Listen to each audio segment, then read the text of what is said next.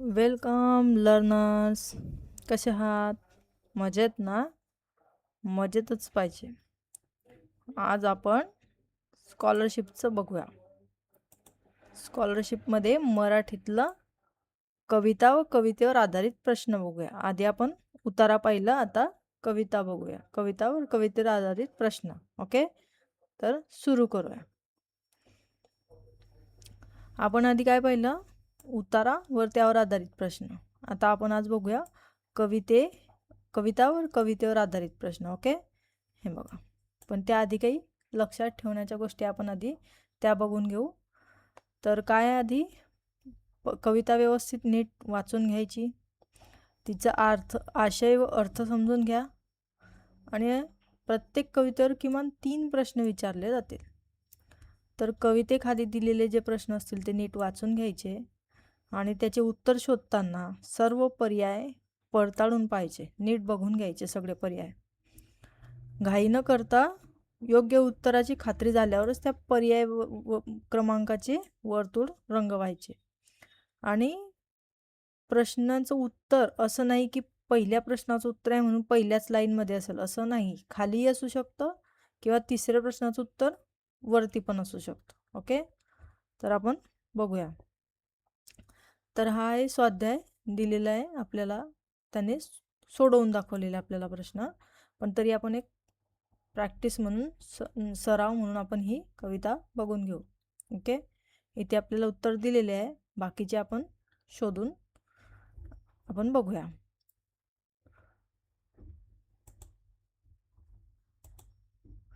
तर पहिली नमुना सराव कविता आहे.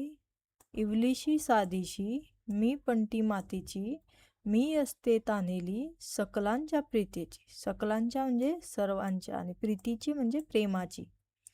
घालून या तेल जरा पेटवून हाती धरा, जा ठेवून प्रभुचरणी मी ज्योती भक्तीची. अंधारा उजळीन मी दिनांना रिजवीन मी, उधळीन मी तेज नवे लय धरून गीताची. वैर नको प्रेम हवे चैन नको काम हवे, ऐकून घ्या गुज माझे पूजक मी शांतीची. पंटी काय म्हणते? मी इवलीशी छोटीशी पंटी आहे मातीची, छोटीशी असते तानेली, सगळ्यांच्या प्रेमाची असते. तानेली सगळ्यांच्या प्रेमाची असते. तिला काय पाहिजे असतं? सर्वांचं प्रेम. घालून या तेल जरा म्हणजे ती काय म्हणते? तेल घाला थोडंसं माझ्या पंटीमध्ये आणि पेटवानी प्रभुचरणी ठेवा, मी भक्तीची ज्योती आहे. अंधारात उजळेल मी, दिनांना रिझवेल मी, उधळीन तेज मी नवे लय धरून गीताची. मी अंधारात उजळेल, दिनांना रिझवेल आणि तेज नवे उधळेल. कशाची लय धरून? गीताची लय धरून. आणि काय म्हणते ती? वैर नको प्रेम हवे. तिला काय पाहिजे? वैर नाही, तिला प्रेम पाहिजे. तिला आराम नको, तिला काम पाहिजे. ती म्हणते ऐकून घ्या माझे गुज, मी शांतीची पूजक आहे, मला शांती आवडते. ओके, तर आपण प्रश्न बघू. प्रणती कशासाठी ताणलेली आहे? कशासाठी ताणलेली आहे प्रणती? सकलांच्या प्रीतीची म्हणजे सर्वांच्या प्रेमासाठी. म्हणून त्याचं उत्तर काय येईल? पर्याय क्रमांक 1.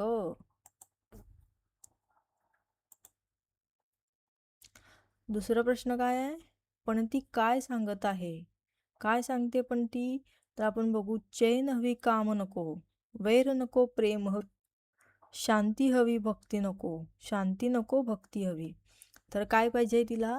वैर नको प्रेम हवे. हे आहे ना इथे दिलेलं. वैर नको प्रेम हवे तिला.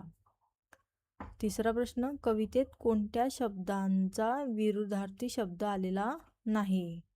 तर प्रकाश. प्रकाशाचा शब्द काय आहे इथे आलेला? अंधार. अंधार हा प्रकाशाचा विरुद्धार्थी शब्द आहे. श्रीमंत. श्रीमंताचं काय आहे? दीन.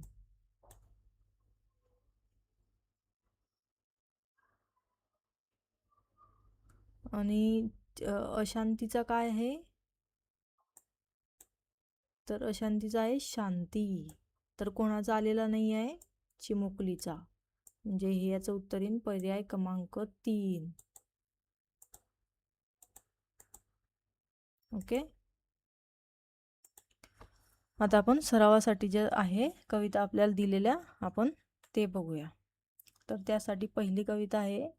लहान सुंदर गोजीरवाणी दिसे कशी ही खार, गुळगुळीत हे अंग माझे अंगमजेचे शेपूट गोंडेदार, लहान डोळे लुकलुक बघती दृष्टी कितीतरी छान, खुटकन कोठे सहज वाजले तरीही ऐकती कान, उभे करूनी शेपूट बैसे एटीमध्ये फार, मालकीन ही जणू रानची दिसे अशी खार, सरसर सरसर पळत जातसे रस्त्यातून ही पार, भरभर झाडावर चढून जाई खार.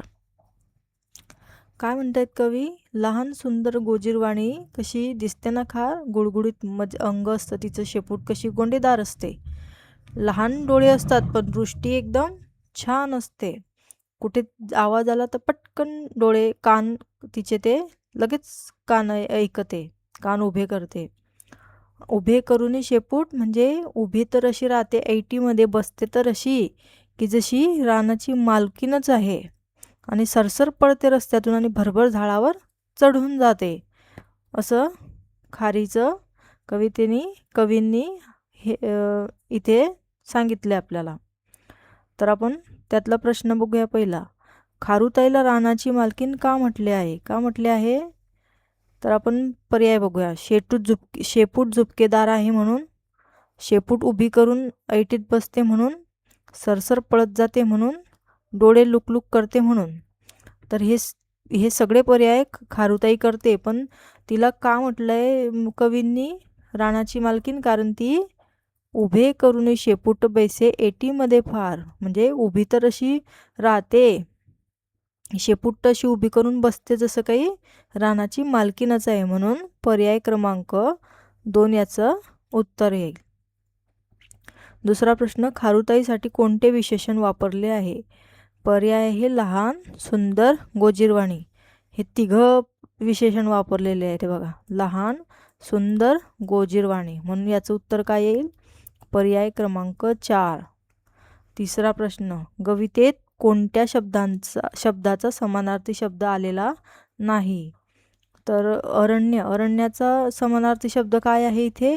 रान, म्हणजे तो आलेला आहे. नयन म्हणजे डोळे पण आलेले आहेत.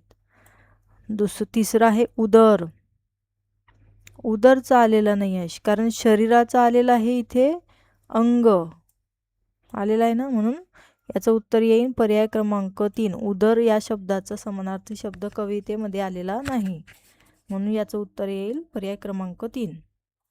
पुढची कविता बघूया.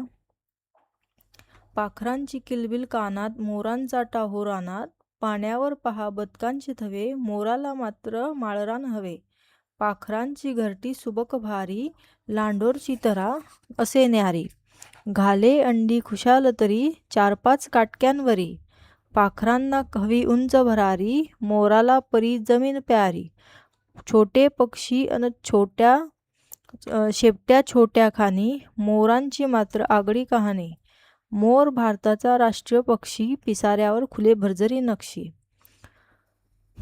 काय म्हणतायत कवी? पाखरांची किलबिल आणि पाखरांची किलबिल असते कानात, आणि मोरांचा टाहो रानात. टाहो म्हणजे मोराचा आवाज, म्हणजे मोर जे आवाज करतो त्याला म्हणतात टाहो. तर त्या मोरांचा टाहो रानात, आणि पाण्यावर कसे बदकांचे थवे असतात, पण मोराला मात्र माळरान हवे, म्हणजे मोकळे रान, हिरवेगार रान पाहिजे.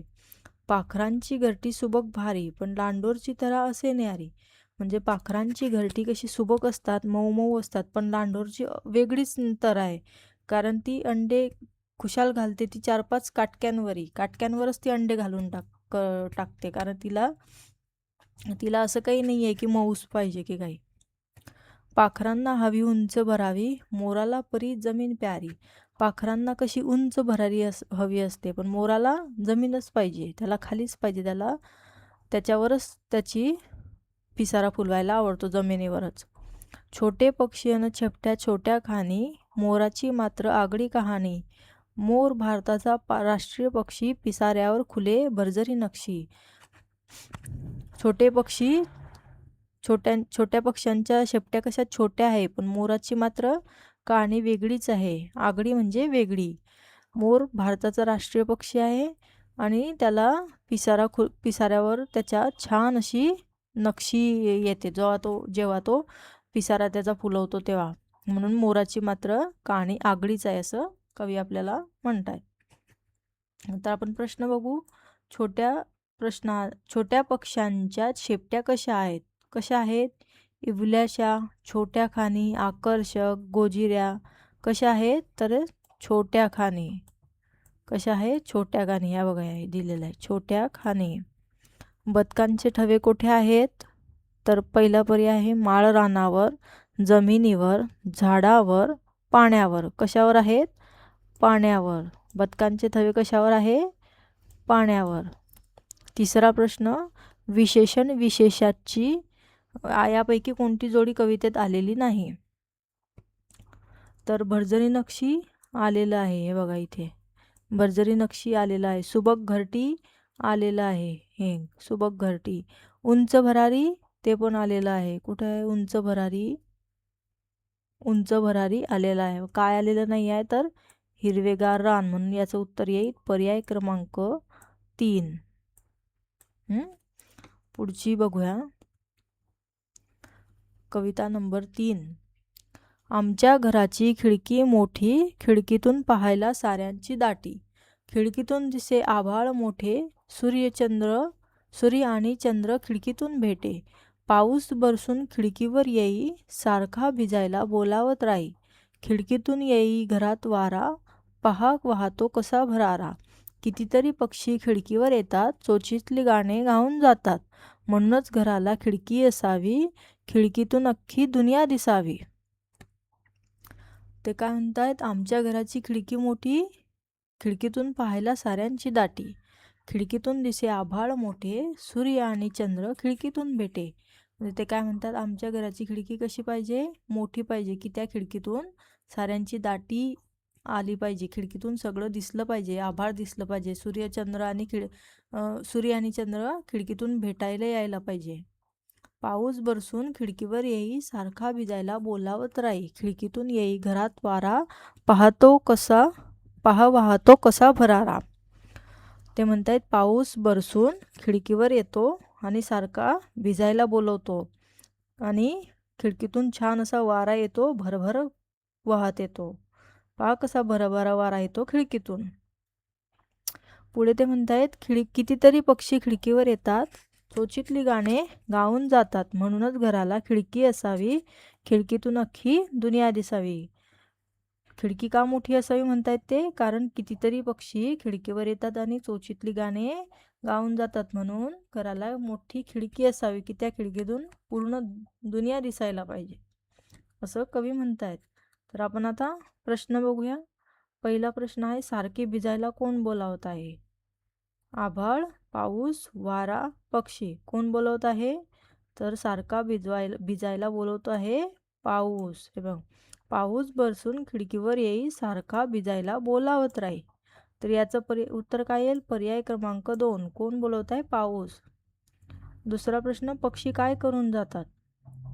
पर्याय अंगणातील दाणे टिपून जातात, खिडकीवर येऊन बसून जातात, पावसात भिजून जातात, की चोचीतले गाणे गाऊन जातात.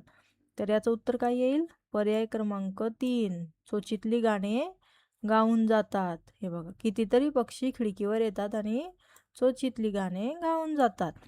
म्हणून याचं उत्तर आहे पर्याय क्रमांक 3. आता तिसरा प्रश्न आहे, चुकीचे विधान ओळखा. चुकीचे विधान ओळखामध्ये पहिला पर्याय आहे, पाऊस बरसत बरसत खिडकीवर येतो, वारा भरारा वाहत घरात येतो, खिडकीतून आभाळ लहान दिसते आणि घराला मोठी खिडकी असावी. तर पाऊस बरसत बरसत खिडकीतून येतो, बरोबर आहे. बघा, पाऊस बरसून खिडकीवर येतो, हे पण बरोबर आहे. वारा भरारा वाहत घरात येतो, ते पण बरोबर आहे. पहा कसा वाहतो भरारा. घराला मोठी खिडकी असावी असं पण म्हणता येत यात. तर काय नाही आहे इथे? काय चुकीचं आहे विधान? तर ते आहे हे, खिडकीतून आभाळ लहान दिसते. ओके, पर्याय क्रमांक 3. आपण पुढचा बघूया. कविता नंबर 4.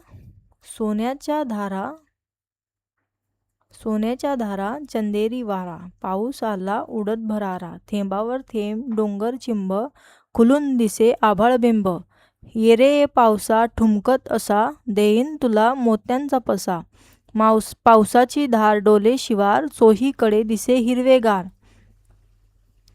पावसाच्या धारा कशा आहे सोन्याच्या, आणि वारा कसा आहे चंदेरी, पण पाऊस कसा आलाय उडत असा भरारा आलाय.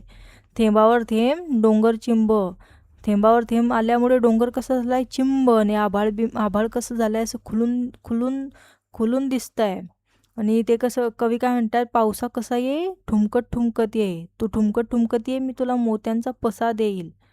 त्यामुळे पाऊस आल्यामुळे पावसाची धार कशी डोलते आहे, शिवार कसं डोलत आहे पावसामुळे, आणि चोहीकडे कसं दिसत आहे तर हिरवेगार.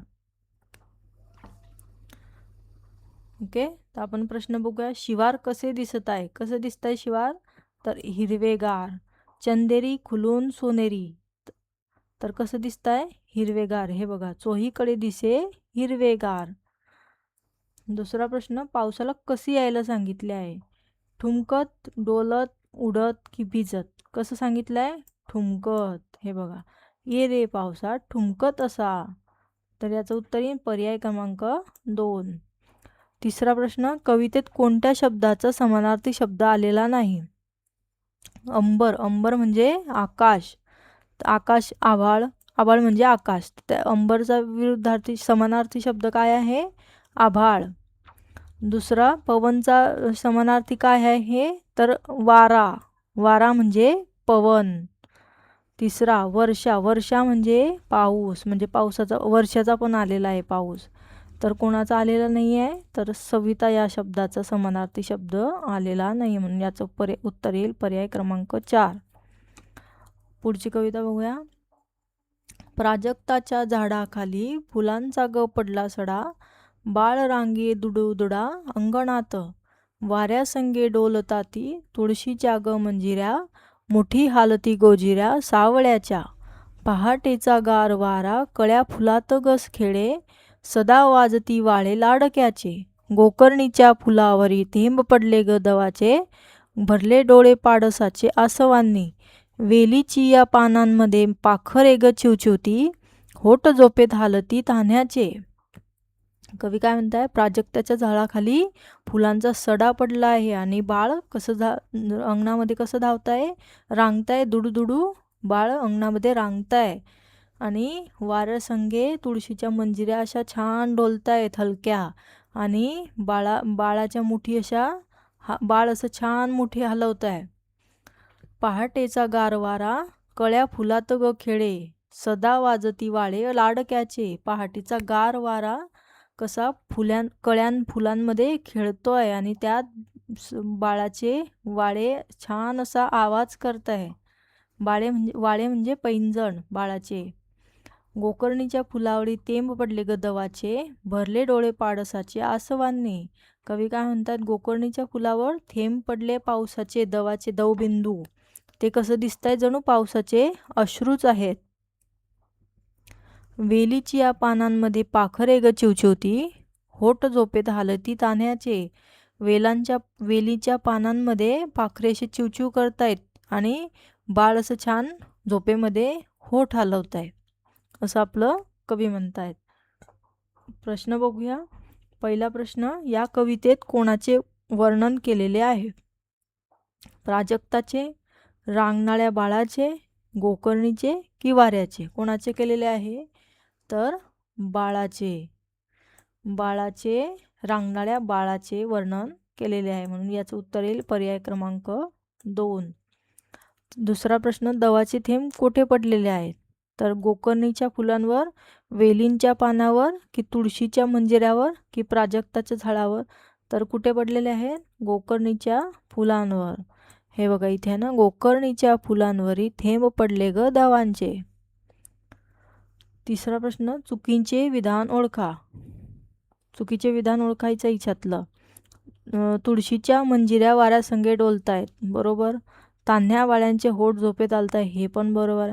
गार वारा अंगणात भिरभिरत आहे,